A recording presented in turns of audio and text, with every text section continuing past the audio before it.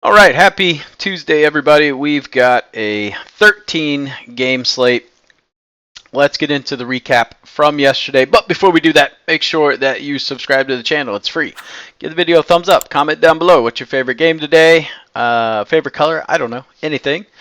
And if you were on Florida State to win last night, that sucks. They are very, very bad. So anyway, let's get into the recap. Dodgers and the D-backs easily went over that number. Houston, Cincinnati, I had frankly marked this as a win at about the 6th inning because there was 7 runs scored. Actually through 6. But Houston just couldn't hit. That was tragic. So we ended up getting 8. So missed that one. Pittsburgh, Chicago, unfortunately we hit that one. I think I would have rather missed it because that one cost us a parlay, which would have been a very winning night. The Cubbies were up 3-0 heading into the 8th, gave up 3 to tie it, and then they gave up 1 in the 9th. Or actually, I don't know. Either way, they ended up losing. It sucked. That sucks. Yankees run line, sweat-free win. Houston first 5 -0.5. They ended up tied 2-2. Very frustrating there. Cleveland, KC, both teams to score 3. Cleveland ended up with 5. And KC ended up with 2, something like that. Either way, we needed KC to score another run. They didn't. GG.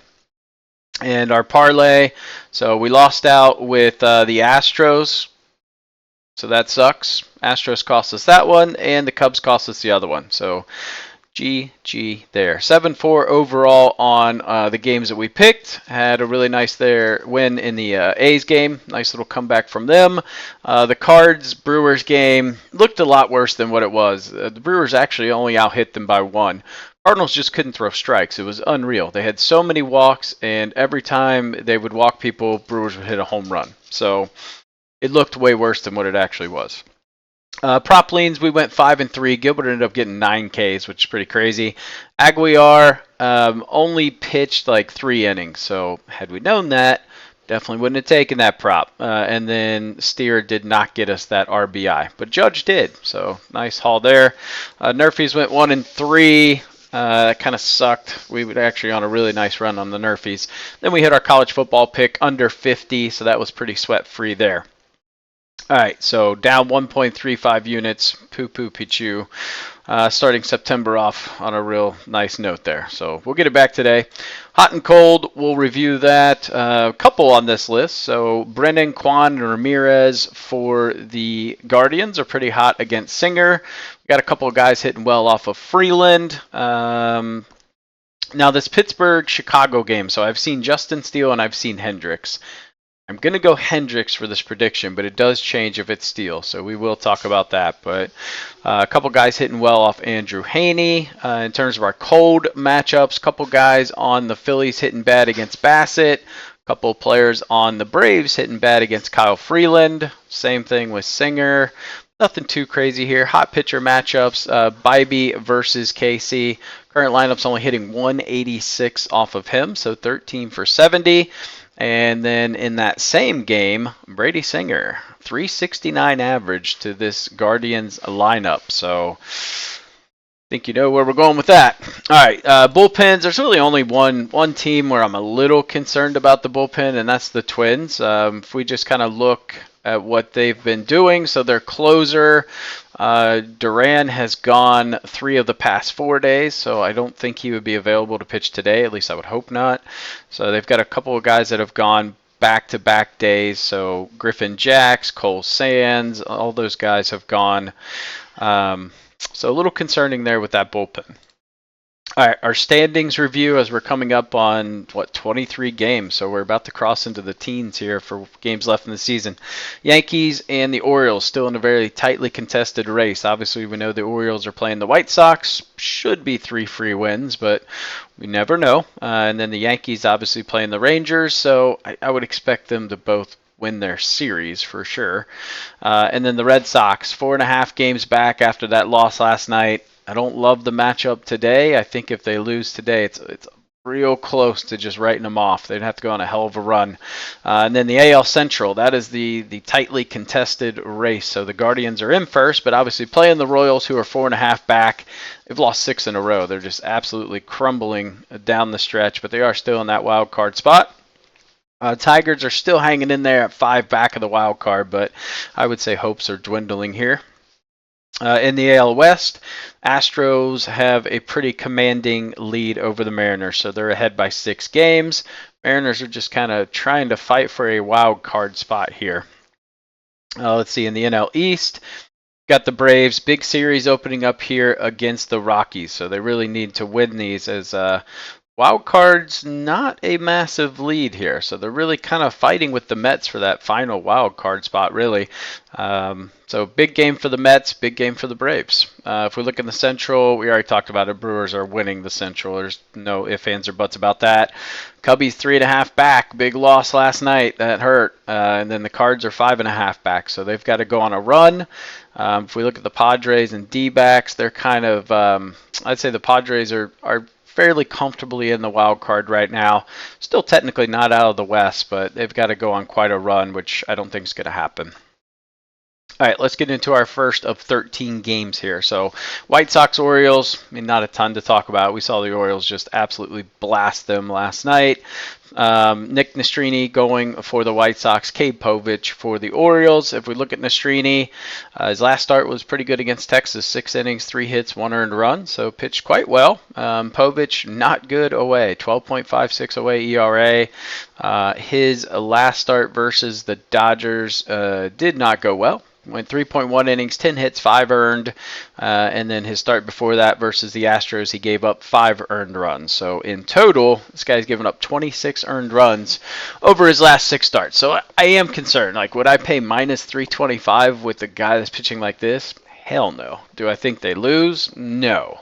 Yeah, I'm not going to bet this game. Dude is 1-7 going up a guy 0-6. I mean, it's just not good. Pitch splits look good for him, but yeah, I'm not backing that. Dude's given up a 4.04 average to righties over the last 30 days. So there is a path for the White Sox to win this game legitimately, but not playing anything in it. I'm sure you could probably take like a White Sox plus 2.5 at decent value, to be honest. All right, next game, Nats and the Marlins. A little shocked by this line. I mean, I know it's Patrick Corbin and he's not good, but Marlins are not good either. So Max Meyer going up against Patrick Corbin. Corbin got a 6.5 away ERA. Meyer about a 5 home ERA. If we look at Patrick Corbin, he did face this Miami team at Miami in April. 4 innings, 8 hits, 4 earned runs. It's kind of a typical Patrick Corbin start. That said, he's been pitching really well lately. He's only given up 3 earned runs in his last 3 starts. So, and it was against 2 very tough teams. So he faced the Yankees, he faced the Rockies, and he faced the Phillies. So not too bad there. I got a little bit of confidence in him. Maybe it's misplaced, but I do. If we look at Meyer, he has given up at least 4 earned runs in 5 of his last 6 starts. Like, the guy is not good. So I would lean heavily towards Nats here. It's just good value. Minus 108. Meyer is actually worse than Corbin, in my opinion. Pitch splits aren't bad for either of them. Corbin, over his last 30 days, pitching very well against lefties, giving up a .043 average. It's righties that are getting to him. They're hitting almost 350. If we look at Meyer, 350 against lefties, 245 against righties. So both of them hard hit percentages at 47%, exit velos 90, 91. I mean, it should be runs. Frankly, there should be a decent amount of runs here.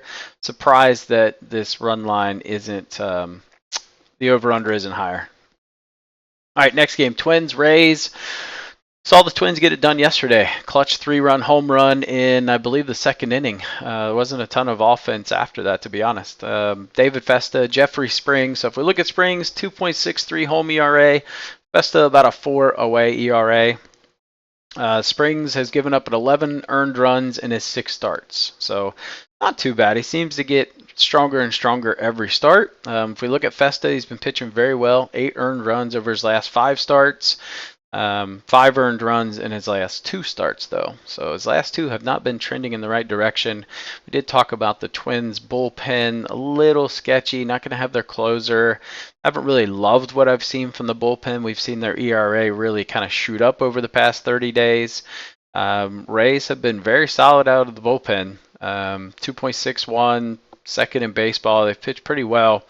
Only concern, like I said, I like taking the Rays when there's a lefty on the mound. Vesta's been pitching pretty good, but that said, I also like fading the Twins when there's a lefty on the mound. I don't like the lineup they roll out. They're just not nearly as good offensively when they're facing lefties, right? Because you get Margot, you get Kyle Farmer, you just get some guys that offensively just aren't good. And you kind of see that in the splits. 162 over the past week, although 260 over the past 14, a little skewed by getting to one pitcher. Splits for Springs don't look great. That said, I just can't trust the Twins lineup. 213 with runners in scoring position over the past week. The only thing I don't like about Springs is he's giving up a 250 to lefties, 270 to righties. His hard hit percentage is pretty high at 45%. Best over the past 30 days, 160 average to lefties, 209 to righties. So he is pitching really well. His hard hit percentage is quite down. So you can kind of go either way. This is a coin flippy type game to me. I'm just going to take the Rays because they are just a better team at home than they are away. And I just don't really love the way that the Twins have been trending lately. All right, next game, Blue Jays and the Phillies. This should be an interesting series. So Phillies kind of finding their way again, 7-3 over their last 10. This would be the spot where Taijuan Walker would be pitching. Unfortunately, they sent him to the bullpen, so he is no longer a starter. So they paid $70 million for nothing. All right, so we've got Tyler Phillips back up from the minors, taking that last spot in the rotation. Chris Bassett on the other side of the mound. Bassett, one of those guys where we've played him a lot when he's away, fade him when he's home. He's got almost a 5 home ERA. But if we look at Phillips, he's got a 7 away ERA. Not very good. If we look at Bassett over his career versus the Phillies, pretty damn good. He's got a 1.86 career ERA in 5 games against them. In May, he did face Philly in Philly. Went 6.1 innings, only gave up 3 hits and 2 earned runs.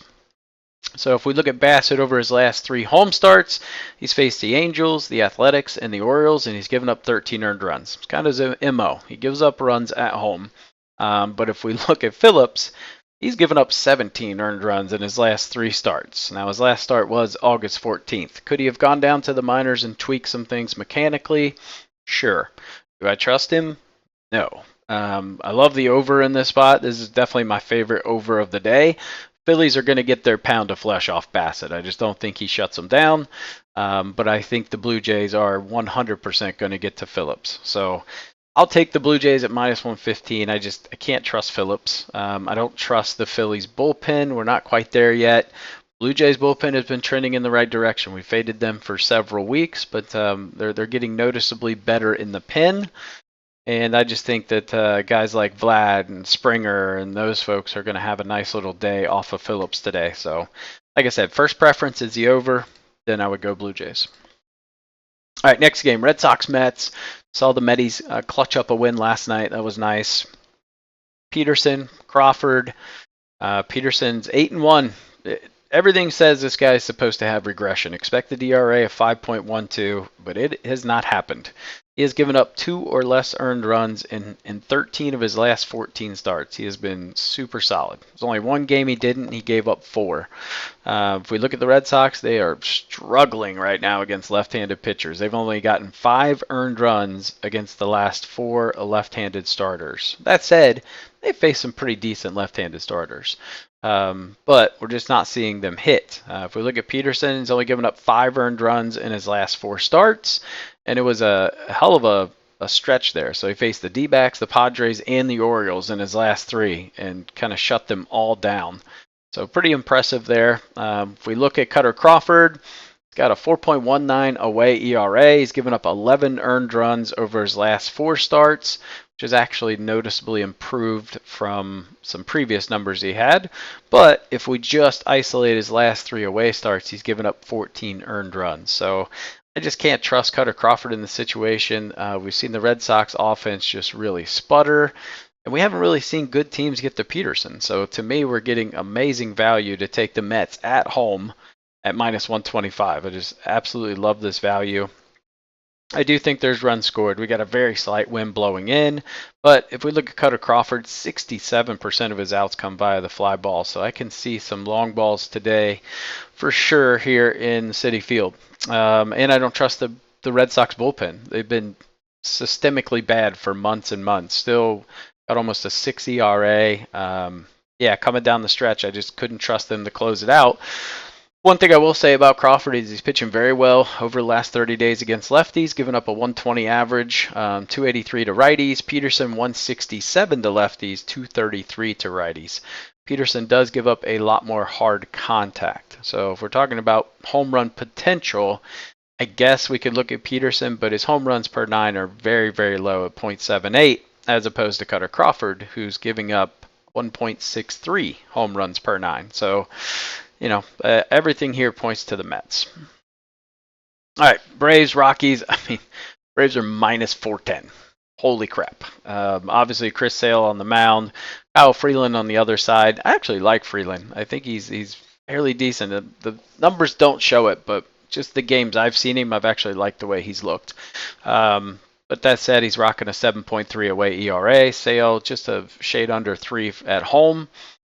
Freeland did face Atlanta in Colorado on August 11th, went 3.2 innings, 4 hits, 3 earned, 1 K. I do believe I think Colorado won that game though. If we look at Freeland, he has faced Atlanta 3 times since last year. It's not gone well. 16 earned runs, so can't really back him in this situation. That said, I can't back Atlanta at minus 410, but sure, we'll go with Sale winning. He's got a 1.74 career ERA in 3 games versus the Rockies, but he hasn't faced them in a while, so I don't really see a spot here to back the Rockies. Team totals 2.5. I mean, maybe if you want to do that, but nah, I'm just going to pass on that game. All right, Guardians and the Royals.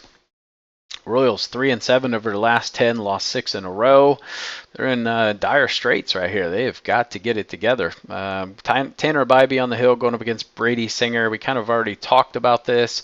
Bybee has good numbers against this Royals lineup. Singer does not. And I think if we look at why, over the last 30 days, Singer is getting crushed by lefties. They're hitting almost 370 off of him. Righties are hitting 283. So really bad splits there. If we look at Bybee, his weakness is to lefties. He's given up a 378 average over the last 30 days to left-handed hitters, 186 to righties. Very heavily skewed towards the right-handed side for Kansas City. So that bodes very well for Bybee. Conversely, with Singer struggling against lefties, Cleveland's going to load it up. They should have 8 lefties in the lineup today, so very left-handed heavy. If we look at Singer, he does pitch a lot better at home, but got a 5 career ERA versus Cleveland. He went against them in June, did okay, 3.2 innings, 9 hits, only 2 earned runs. So there's a lot of luck there. Give up 9 hits in 4 innings and only get 2 earned runs. Probably some clutch double plays in there. If we look at Singer's last 3 games, he's only given up 7 earned runs. So he gave up 2 to the Astros, 5 to the Phillies, and 0 to the Reds. But the splits here are just, woof, man, they're really bad. Really bad. Let's see. The only thing about Bybee that makes me nervous is he's already pitched against this team 3 times this year. So now Kansas City gets to see the same guy for the 4th time, and they're going to be at home. It makes me a little bit nervous, right? If we look at Bybee, he's pitched 16 innings so far this year against Kansas City. Has given up 18 hits. He's given up 9 earned runs and 16 Ks. So there is a path, I think, to get to the Royals here. You could almost just look to play like the over. I know the wind's blowing in, but I think Cleveland should have a lot of success, and I think the Royals will hit Bybee. But how much, I don't know. But I would lean Cleveland here. Just everything favors them. All right. So I see this game 2 ways. Pirates and Cubs. Initially, when I had done my kind of review of this game, it was under the impression Justin Steele was going to be pitching. Now it's Kyle Hendricks. So Paul Skeens, Kyle Hendricks, yeah, there's a pitching disparity there. If it is Hendricks on the hill, I gotta lean Pirates just because the splits, they're hitting righties well. If it's Steele, I would lean Cubs. That's just kind of how I would do this. I kind of put them both in here. If we look at Skeens, he's got a 1.66 away ERA, so he has pitched very well on the road. That said, his last start was against Chicago at home in Pittsburgh. He gave up 5 hits, 2 earned runs, struck out 6 in 5 innings. So he's faced them 3 times now, so I think this will be his 4th time. The other 2 were very, very early in the year. He gave up 3 earned runs in one, 0 in the other. So, but at the same time, it's 4th time this team's going to see him. He has given up 8 earned runs over his last 4 games. The thing for me is I don't know how long Skeens will go. We're at the point in the year where the Pirates are out of it. Mathematically, they're just not going to come back. So I would assume at some point they're going to start restricting his innings just to make sure that they're trying to keep him healthy for next year. So I would expect he's probably going to go maybe 5. That said, we'll see with the Cubbies. Yesterday was a heartbreaker, and that really sucked. That really, really sucked. But it is what it is. So like I said, if it's Hendricks, can't trust him. I love the over if Hendricks is pitching. 6.5 is just ridiculously low. I do think the Cubs will probably get a couple off of Skeens. They should get a couple off the bullpen. They used Chapman last night, so they used some of their arms to try to get that win last night. All right, next game, Cardinals Brewers. Steven Matz. Haven't heard his name in quite a while. Steven Matz is going to be making his first start since April 30th. Going up against Aaron Savali. I don't know how, but Savali has just been absolutely lights out. He's given up 5 earned runs in his last 4 games. That said, he faced the Giants, who struggled offensively. Oakland was struggling offensively. Cleveland was struggling offensively. And the Reds were struggling offensively. So he kind of faced 4 struggling teams. All right, going up against this Cards team that's been pretty decent offensively. I like the direction they're trending. Actually, over the past week, they've been the hottest team hitting righties in baseball. So there's that angle. If we look at Matz, his pitch splits look real bad. Not going to lie. They don't look good. But I don't think we'll see him for a long time. This is his first start back. Obviously, he'll be under some type of pitch restriction. So I think hopefully he's just serviceable. I don't like his 325 average that he had. But it's kind of hard to say. If we look at Matt's, got a pretty decent career ERA against Milwaukee. That said, he hasn't pitched against them since 2022. So to me, that's just system play. I like going with the Cards here. I think they bounce back. I think they get to Savali. I just cannot see this dude having 5 amazing games. His stuff's just not that good. That said, his splits have been really good the past 30 days. 174 to lefties, 184 to righties. Hard hit percentage is a little high, but nothing crazy. So there's definitely a path in which he has another good game, but I think it's too much value just to take Cards at plus money, especially when they're fighting for a spot and the Brewers are pretty firmly locked in. So not a ton to play for. All right, next game, Yankees-Rangers. We're getting a really good value on the Yankees because Rodon's on the hill. Rodon has had a rough stretch. Got a 5.27 away ERA. He's going up against Andrew Heaney, who is better at home than he is away. That said, he's still got a 3.6 home ERA. If we look at Rodon, he did face this Rangers team about 3 weeks ago. Went 5.2 innings, 3 hits, no earned runs, and 6 Ks. Now, that was in New York, where he is statistically a much better pitcher. If we look at Rodon's last outing against the Nats, he got rocked. He went 5.2, 8 hits, 5 earned runs, 8 Ks. So the long ball kind of killed him there. If we look at Heaney, he has 7 games against the Yankees, got a 5.35 career ERA. He did face them on August 11th and gave up 3 earned runs. So faced them fairly recently. If we look at Heaney, he's been pitching pretty decent. He's only given up 8 earned runs in his last 4 games. That was against the White Sox, the Pirates, the Twins, and the Yankees. So not too bad. If we look at Texas, they've struggled against left-handed starters. So if we look at the last 4 lefties they've faced, they've only gotten 2 earned runs off of J.P. Sears, Garrett Crochet, Matt Boyd, and Rodon. So I can't really get behind this Rangers offense. There's a little bit of value at plus 114, but for me, this would have to be somewhere in the 120, plus 120, plus 130s for me to consider this. I kind of see the Yankees sticks kind of turning the curve a little bit. If we look at the splits against Haney, does pretty well against lefties as you would expect. 125 average, but 257 to righties. Giving up okay numbers in terms of like exit velo and hard hit percentage. Yeah, it's hard for me to trust this Rangers offense that hasn't really proven they can hit left-handed pitching over the past couple of weeks. Runners in scoring position numbers look bad. Pitch splits for Haney don't look great. Yankees are number 2 against lefties over the last 30 days, hitting the fastball. Top 6 in the slider. So, yeah, hard for me to not take the Yankees in this spot. All right, Dodgers, Angels, Walker, Buehler. Hold your breath, Buehler. What are you going to get? Nobody knows. It's very, very scary time with him. Let me fix this real quick. All right, he's got a 5.88 ERA. Not good. Going up against Reed Detmers. Detmers going to be making his first start since June 30th. Wasn't good for Detmers. He had averaged giving up 5.16 earned runs his previous 6 starts to that. It's very, very bad. Buehler's got an 8.84 away ERA. He's getting rocked. That said, he's getting a little bit better. He's only given up 8 earned runs over his last 3 starts, so trending in the right direction. Kind of the stat I thought was kind of crazy when I was researching this game is the Dodgers are 11-1 versus the Angels since 2022.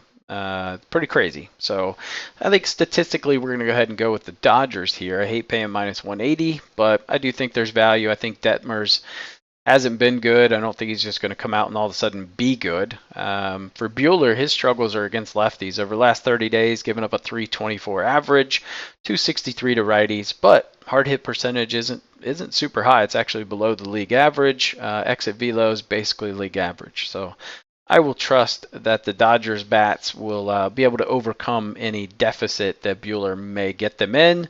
And we've got the wind blowing out. The over-under's at 9.5 with the over favored. With these 2 pitchers on the hill, can certainly see why. Angels bullpen's been pretty solid, so it's not out of the realm that they could get a lead and hold it. But got to go Dodgers here in this spot. All right, next to last game, A's and the Mariners. Luis Castillo on the hill. JT Ginn, however you say his name. So essentially it's a athletics bullpen day. It's kind of what it comes down to. But this guy's been going 3-4 innings, somewhere in that area. Pitched pretty well in his last start against the Reds. Luis Castillo, I just don't like him away. 4.35 away ERA. He's given up 11 earned runs over his last 3 games. Really good spot for the A's, in my opinion. I think they can absolutely tag him. So I like him in this spot. Castillo giving up almost a 300 average to lefties, 225 to righties over the past 30 days. His hard hit percentage is up. Exit velo's up. His velo is dipping. It's an older guy. We're getting deep into the season. I just don't like the way the Mariners bats go up and down and all around. Can't trust them, and we've seen their bullpen has just collapsed lately. They have not had a great stint in the bullpen. That said, we've seen Mason Miller, who was pretty locked down earlier in the year, struggle a little bit, giving up a couple of blown saves here recently. All right, let's get into the last game on the card. Diamondbacks and the Giants. So we've got Ryan Nelson going up against Kyle Harrison. Nelson has pitched extremely, extremely well over his last 4. He's only given up 7 earned. And if we look who he faced, that's against the Mets, the Red Sox, the Rays, and the Phillies. So 3 very challenging teams that he has shut down quite nicely. If we look at Kyle Harrison, he's given up 9 earned runs over his last 3 starts. That said, he is better at home. He's only given up 5 in his last 3 home starts. He did face this D-backs team in Arizona back in June. Gave up 8 hits, 3 earned runs, 5 Ks. So to me, it just comes down, I don't trust this Giants offense. If we look over the last 14 and 7 days, terrible. One of the worst hitting teams in baseball. Flip that around to the D-backs. One of the best left-handed hitting teams in baseball over the last 2 weeks, over the last 7 days. We look at the pitch splits for Harrison, terrible. Diamondbacks number 1 hitting the fastball, and that's 58% of his pitches fastballs. So really bad numbers for him. Wind's going to be blowing out. 7.5, really low. It kind of ties into my thought that this could be a really a huge blowout here. So the projection I have is 6.4 to 2.15. So you could definitely see it being like a 6-2 game. So maybe lean towards the over, but Nelson's been pretty hot. All right, pitch sheets today. I'll let you guys screenshot that. Not going to talk too much about that, but it is complete. The only thing we don't know, I guess technically Kyle Harrison isn't listed as the pitcher, so that was a projection of mine. That could obviously change, but I do believe it will be Kyle Harrison, but they haven't officially listed him. All right, let's get into our best bets today here. Straight bets, we're going with Philly and Toronto over 8.5. Like I said, Bassett and Phillips should equal runs. Pittsburgh, Chicago over 6.5. This is only if Harrison or Hendricks is starting. If this ends up being Steele, probably won't go with this. Washington Nationals team total over 4.5. There's so much value here. You can take the 3.5, but it's juiced to like -145. Like we said, Meyer's given up at least 4 earned runs in like 80% of his starts. So might as well take that value there. And I don't trust the Marlins bullpen. So really good value to take the Nats to score some runs. Boston, New York over 7.5 at -135. So that is a bit of an alt line. You can take the 8. I just think I wanted to take the hook potential away. All right, A's team total over 3.5 at +105. I love this one.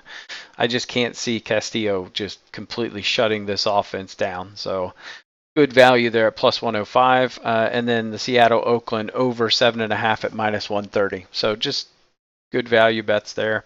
Parlays I like Dodgers, Diamondbacks, Mets. Pair those together +423. And then Yankees, Guardians, Nats +514. I actually really love that one. You can see our fun parlay. Upset parlay, we're going to go with the A's, the Cardinals, and the Cubs at +956.